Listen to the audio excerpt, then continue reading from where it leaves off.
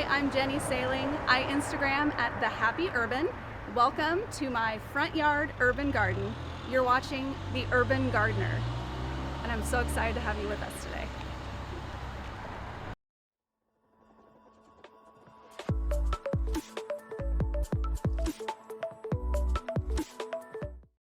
All right, everybody, welcome to another episode of The Urban Gardener. I want to thank you all so much for joining with me here today.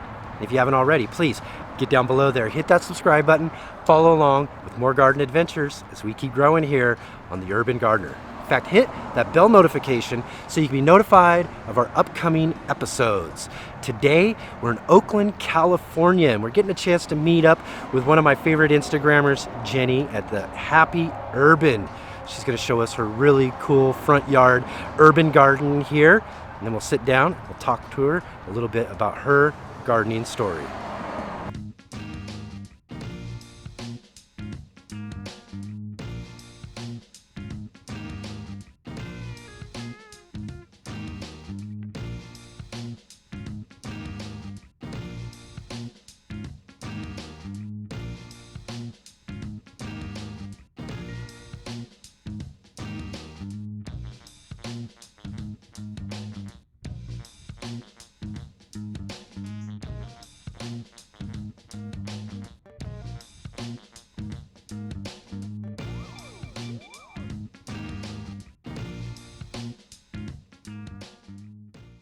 Starting first in this bed, this is my squash and cucumber bed, and it's done really well this year. Usually it's my tomato bed, but like a good gardener, I crop rotated this year and my tomatoes are elsewhere. So what I have here this year, we're late August right now, so things are sort of starting to peter out a little bit. This is a squash that did really well for me this year. It's a cube of butter squash, and it'll probably give me a couple more weeks.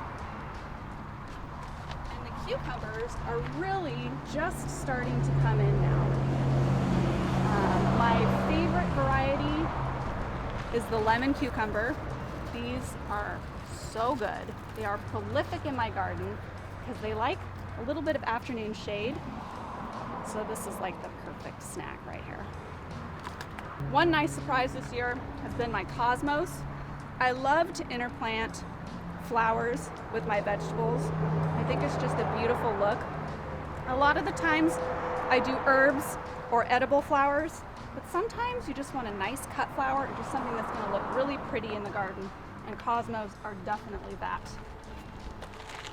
Zinnias are another one of my very favorite flowers to have in the garden, and I like to put them all around the edges of my bed.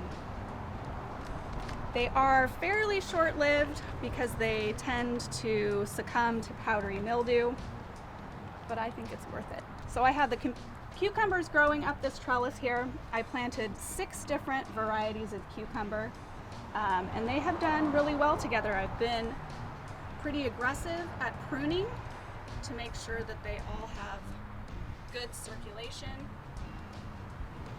And they have matured for me at different rates, which has also been great.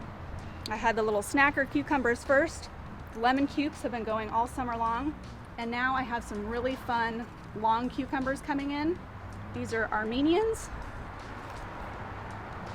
I mean, how fluffy and cute is that?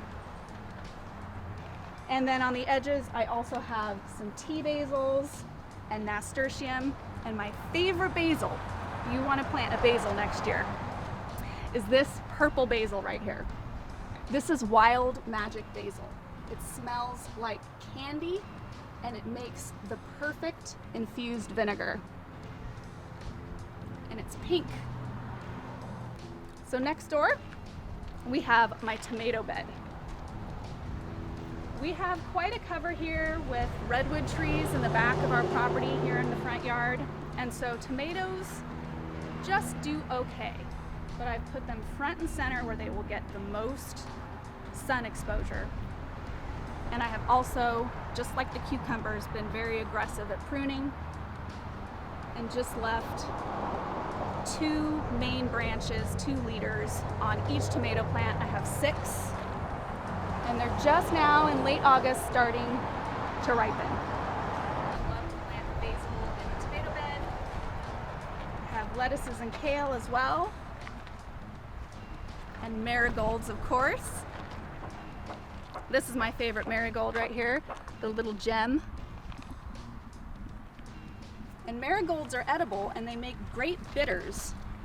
So that's one fun thing you can do with marigolds besides just look at them. I have bagged some of my tomatoes this year because we have a very aggressive squirrel in my garden. And that has gone a long way toward saving them from the squirrels. So that's the tomato bed. Had a nice little harvest this morning of tomatoes. Pink brandywine right here is my favorite slicer. I also have sun golds, bumblebees, and some fun ones that friends grew out for me. It's always nice to have friends that garden too. Next door to that, I have more zinnias. On the ends, I have herbs. Herbs are such a good solution to the edge of a garden bed. And it's trailing over to the outside, which I absolutely love. I get that look by continuing to harvest on the interior side of the bed, and by the end of the season it will have trailed hopefully all the way to the ground. We'll see. I have a dahlia at the end here that's just about done, but it has provided a nice shady spot for lettuces right in the middle of my bed. And so it's August, a time when it's probably too hot still for a lot of gardens to be growing cooler season lettuces. But I can get away with it because I have a nice little shady patch in here.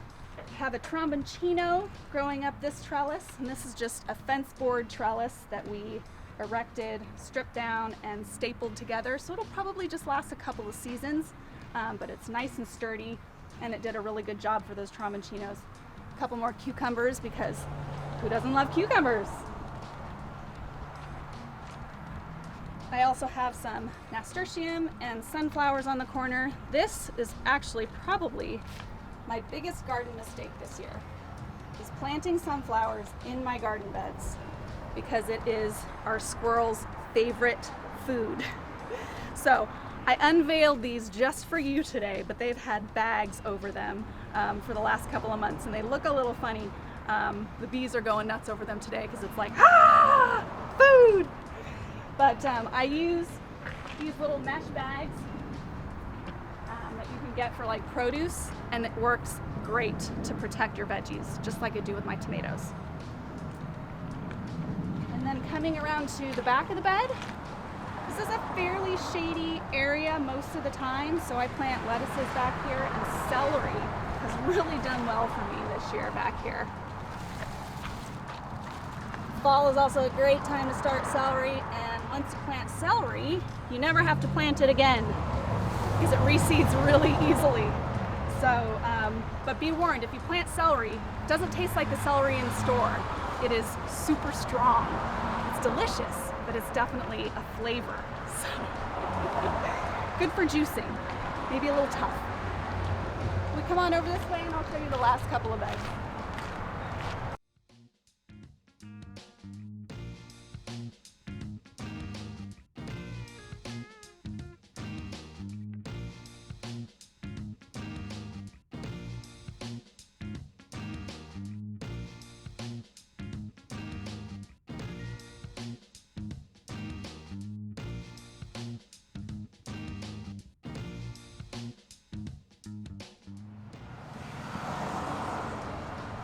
So you're catching me at the end of the season here with this bed, but you can sort of see the start to my fall and winter garden.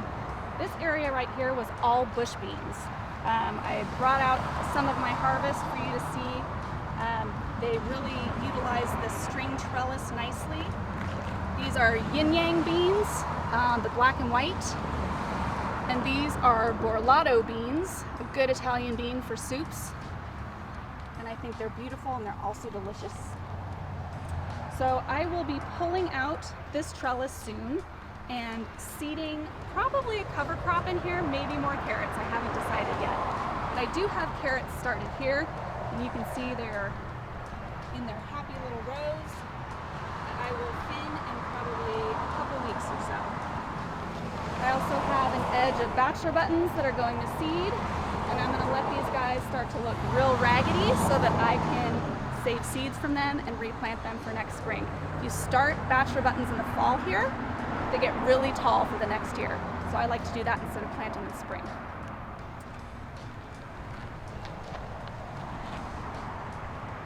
And the final bed in our front yard sunken garden is my herb bed. This is the bed that gets the least amount of sun in my whole yard because of our redwood trees. The echinacea loves it. The oregano doesn't mind it. It gets nice and long and spindly, but it's actually perfect for making wreaths. And same with the sage.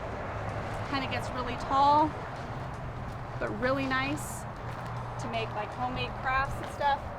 I have a little wreath to show you. Kind of a nice little thing to do with your herbs, especially when they get a little too long and a little too overgrown. One of my favorite things to do. The rest of the bed is chives. I had lemon balm here, and this is stevia. If you've never actually seen stevia, most people think of it as just a white powder that you buy at the grocery store. It's actually a plant, and the leaves taste like sugar. So good. They're so good. And you can dry them and put them in your teacup, or you can make your own extract by steeping them in alcohol like vodka and then cooking it down. It's a lot cheaper than buying it at the store. Okay, I was trying to get the Urban Gardener to try my fire cider. If you've ever had fire cider, you know it's crazy. It is the best immune booster that I know, and I love to make it out of my homegrown herbs. So what's in it? It's apple cider vinegar, Thai chilies, and all the herbs that I'm growing in my garden. Packed together in a jar for a month and then steeped. Add a little bit of honey, and it's so good. Some people don't love it. I personally take a shot of it a day to ward off all the bad stuff going around these days. Fire cider. One of my favorite elements of our garden is our bee hotel. I absolutely love it. It's handmade by my husband, Sean, and it sits right at the front of our garden. It is south facing, so it gets sun all day. The bees love it. We actually buy some pre-made mason bee tubes. These are the bees that just float around the garden and pollinate all your veggies, and they don't sting. So they're the bees that you absolutely want to have in your garden.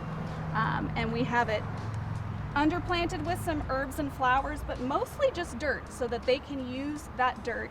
And mud is great if you have native clay soil. That's a great thing to put under your bee hotel. I know bee hotels are really popular these days, and they will come in and they will fill these tubes, and they will hibernate in there. You can bring them inside over the winter, and they emerge in the springtime. So it's been really fun to have this here. So this is our newest addition to our garden. This is a garden bed that we built during COVID. And it has been a wonderful producer for us because it is outside the reach of the redwood trees that the rest of the garden kind of succumbs to. And this year, I have it mostly planted with bell peppers. I think there is nothing like a homegrown bell pepper. It's just out of this world. And I didn't know it until I grew it myself. I just thought, bell peppers, okay. So good. Hopefully they will be turning some colors soon. I have orange, yellow, red, and purple. One of my favorite peppers, the shishito pepper. Sweet pepper. Every once in a while you get a spicy one. Really good. Just flash pan. And I have an eggplant. I mean, isn't that just so pretty? Hopefully that will mature. And for the first time this year, I'm growing okra. More of a southern climate vegetable. I'm hoping that it heats up a little bit more toward the end of summer so that we get some more okra, because I love it. And then the rest of this is a giant bean wall. These green beans have been plugging away all summer. They make great snacks. Excuse me while I go pick. And welcome to my favorite thing to grow. That is probably the least pretty of the garden right now, but it's my absolute favorite. It's the winter squash. And when people start gardening, they think, I grow winter squash in winter, but actually you grow it in summer. So these are almost ready to harvest now. I have butternuts. And again, I have the mesh bags just in case our squirrel decides to get a little cheeky again. I have a black futsu. And my favorite, the pumpkins. We have a winter luxury pie pumpkin. And my absolute favorite is a pink pumpkin with warts, because warts are the best. Look at this beauty. Who wouldn't want to grow that? I have one tomato sort of hiding behind a behemoth of a pineapple sage.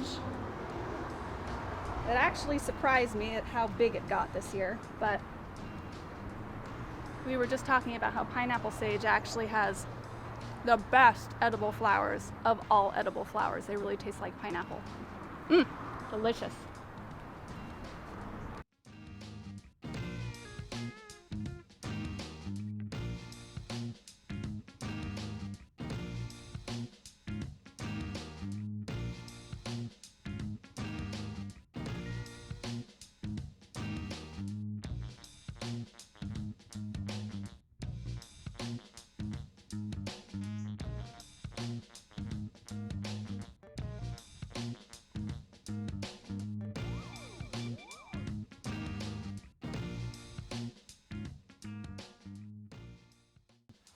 All right, everybody, what a wonderful tour. Jenny's awesome front yard garden. Thank you so much, Jenny, for inviting us out here to check out the garden. We've been wanting to come out here for the last couple of years, but COVID kind of got in the way. And I'm really glad that we finally got to catch up and check out what you got going on here. Me too. Yes. Awesome. So I really want to actually kind of dig into what your garden story is. So take us back a little bit. When did you really first start to dig in the garden? So, when I was a kid, I would say. Yeah. My parents are urban homesteaders also. Yeah. They had a hobby farm growing up. So, we not only had a garden and orchards, we had pigs, we had chickens, we had rabbits. And so, you had the full experience. we had the full experience, Wow. yeah. But they also both had full-time jobs, and so it was just a hobby. So, you know, it was a wonderful, wonderful way to grow up. And not only did we learn where vegetables come from and what they look like, but where our meat comes from, and how it's raised and humanely. Gives you a completely different appreciation. Absolutely, For it, yeah. So when I grew up and grew out, then I knew that even though I'm living in an urban area, I still wanted a garden. Yeah, yeah. So did you start gardening here at this home here? So I would say I took a break from gardening for a good decade when I lived in San Francisco and working in the tech industry. I did try a few tomatoes, but they were mostly hollow inside. Right. So it really wasn't until we moved here to Oakland a decade ago that I was really able to grow in some sunshine again. And I say some sunshine because we're still in the redwoods here, but it's been a great challenge. Here's the one thing too, is that you've got this really great, where we're at in your backyard right now, this is really wonderful space. Love the water feature and everything. Yeah. This is a really great space here, and you chose the other side. You were going to garden in your front yard. Yes. You were determined to do that, right? Yeah, well, when we moved in here, we had the trees, and really our backyard, even though it's south facing, is really shady. We have some wonderful fruit trees. We have a pear and a plum, and the redwoods in the front, but we're talking deep dark shade. So we were really just stuck with the front yard. Yeah. And it was beautifully landscaped. It had a lot of curb appeal, but we decided to rip all of that out. And my husband gets the credit for the build, including the pond and everything. He's the builder and I'm the planter. He's the builder, you're the planter. So he built our front yard garden. Right. And You even like from there. bulldozed it out and cleared it out just Yes. with the intention of building a really great garden. Yeah, like the look on my face when I saw him come up with that cat, like I am just going to dig out this entire area, and I was like, oh my God, what are we doing? What are we doing? Yeah, Right? it worked great. But it worked out really wonderful. Yeah. It's a great garden and really cool space. I love that, just using and incorporating that front yard garden space. I love when I see front yard gardening, so it's really great. Yeah, You thanks. said though, you walk around your neighborhood though, and you don't see very much of that though. Yeah, no, front yard gardening is not really a big thing here. You see a little bit of it, Right. but it's not sort of, you see a lot of that in Washington and Oregon, but you don't see a whole lot of it here. And honestly, I think maybe we would not have been in that boat either had we had a better option in the backyard. But knowing what I do now, Yeah. I love having it in the front yard because we have people walking by, Yeah, that's they what I was going to interact. ask you. So Yeah. so then of course you got to have people who aren't used to seeing this in Yes. their neighborhood. Yeah. Just catching what you're doing here and really interested in all of that. Yeah, it's really fun. It takes me back to my own feelings of how blessed I feel to know where food comes from. And, I Yeah. have had people walk by with their kids, come to check out the bee hotel, come to check out the garden. And it's really neat. One father came by last year and showed his daughter the nasturtium patch, and he thought they were squash. Because he didn't know. He'd never Right. seen squash growing before, or nasturtium. Right. So, but it was really fun. It was like, oh, well, this isn't squash, but actually you can eat it. Yeah. There's a lot more homeowners that take that dive and go into it and grow Yeah. some fun. And then again, like you said, just really kind of open that up to the neighborhood and show people that something else can be done with that space. Fun. Grow your own food. Yeah, Grow some herbs Yeah, too, grow which is some something herbs. you really like to do, right? Yes, absolutely. And actually, I think that's probably what really started my gardening passion here. Yeah. Is I worked in the tech industry and I really needed a stress relief on the weekends. And getting my hands in some fragrant herbs, just trimming them, bundling them up, just really soothed me and soothed Yeah. my soul and gave me that sense of like, okay, I might have the Sunday scaries right now. Yeah. I gotta go back to work tomorrow, but at least I had this time to myself. Yeah. And I feel that that's a big motivator for people that want to start gardens. It's just that feeling of being in your garden, that the plants are just they're not asking anything of you. Right. You And know? that's one thing I talk about a lot though too. It really drives me in what I do and coming to visit you and others and all of that is my passion for gardening and the idea that it's soothing, it's healing, it's a place where you can go to escape all of the craziness that's going on in all of the world like that. I feel healing to put your hands in some dirt and all of that. Yeah. And then again, like you said, all the other sensory things that you get too, the smells, the taste, all of these really wonderful things that come from the plants and the gardens. And you also do some things with your herbs and all of that sort of stuff too, right? Yeah, You yeah. take it just a little step further. Definitely. When I really kind of got more into growing my own herbs and learning more through herbalism and taking classes, I realized there was a lot more you could do with herbs Yeah. and just use them in your cooking. And although I do a lot of that, I find it the most fun is to make fun concoctions and like the fire cider that we talked about. Right. You I know? know. I'm still worried. I don't know about this here, but I might give it a shot here for everybody. A shot a day keeps the doctor away. That's what they say, huh? Yeah, but it's so, herbs are so versatile and they're so good for you that you can get, great antioxidants, antibacterial benefits from herbs just by infusing it in apple cider vinegar, and make it tasty with a little honey, and it's like something that you did yourself, that you grew with your two hands. Right. It's wonderful. Excellent.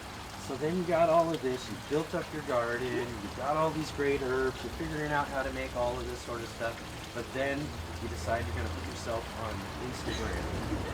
I actually did it to hold myself accountable Yeah. to actually doing things and learning more about herbs. Right. It was during a time of transition in my own life when I was making a transition away from tech, and I thought, I would really like to dive deeper into herbalism, and if I hold myself to making a post on Instagram, then it'll hold me to that promise to myself. So it was kind of like, if the end result is to make something and take a beautiful picture of it, that will hold me accountable. And Yeah. And it does. Look at It these does, beautiful but- pictures you can get right from here, too. honestly, like, And you grew all of this. This is just what's wonderful, yeah, I mean, it's fun. I think that's kind of what kept me going, is that it was just so fun. And I Yes. found a community of people that are like-minded, that really just want to retreat into their garden, but also to share. Yes. And it's so neat what you can teach and what you can learn from other people. I think we are right now A lot of people are no longer learning, and so it's really neat to just open your mind and see, oh, I didn't know I could do that, or I didn't know that's what that plant looked like, or what I could use it for. I love what you're doing here with all of your Instagram, your front yard garden, all of this sort of stuff. We've been wanting to get out here for a little while to come and see you and everything. I'm really, really glad we did. So many wonderful things growing on, and I hope that everybody gets a chance to go check out Jenny's Instagram. Go and follow her. Just down in the description below, I have a link for all of you there. And again, thanks for joining us here Thanks on for our coming. channel. And all of you, I hope that you've all enjoyed this video. And if you have, please give us a big thumbs up. Hit that like button. If you have any questions, comments, concerns, or anything at all, please get down in that comment section. I'd love to hear from all of you. And of course, hit the subscribe button and the bell notification so you can be notified of our upcoming episodes. I'll see all of you on our next one.